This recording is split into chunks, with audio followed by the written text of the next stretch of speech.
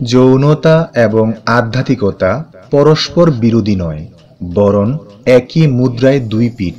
রতিসাধনা আমাদের এই সত্য ধারণা করতে সাহায্য করে। রতিসাধনা হল প্রাচীন তন্ত্রশাস্ত্রের একটি অভিন্ন অঙ্গ। এটি কেবল শারীরিক ক্রিয়া নয়, বরং এক ধরনের ধ্যান যা মন, শরীর এবং আত্মাকে একত্রিত করে। রতিসাধনা দেহকে মন্দির অথবা মসজিদের মতো পবিত্র করে এবং যৌন শক্তিকে আধ্যাত্মিক শক্তিকে রূপান্তরিত উদ্দেশ্যে ব্যবহার করে। এই পথে শৃঙ্খলা এবং নিয়ন্ত্রণ অত্যন্ত গুরুত্বপূর্ণ। রতিসাধনা কেবলমাত্র ইন্দ্রিয় তৃপ্তির জন্য নয়, বরং উচ্চতর চেতনা এবং আধ্যাত্মিক উন্নতির জন্য। এটি এক দীর্ঘ সাধনার পথ, যা নিষ্ঠা, ধৈর্য এবং গুরু নির্দেশিত পদ্ধতির মাধ্যমে অর্জন করা সম্ভব। রতিসাধনা শারীরিক এবং মানসিক স্তরে ইতিবাচক প্রভাব ফেলে।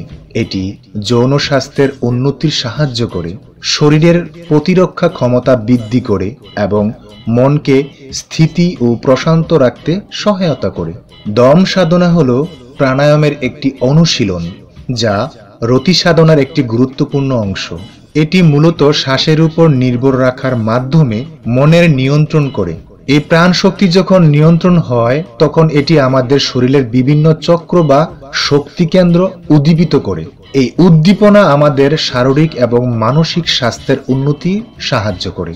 শ্বাসের মাধ্যমে আমরা পরিবেশ থেকে প্রাণশক্তি গ্রহণ করি এবং আমরা পরিবেশে ফিরিয়ে দিই। দম সাধনার মাধ্যমে আমরা এই প্রাণশক্তির প্রবাহকে সচেতনভাবে নিয়ন্ত্রণ করতে শিখি।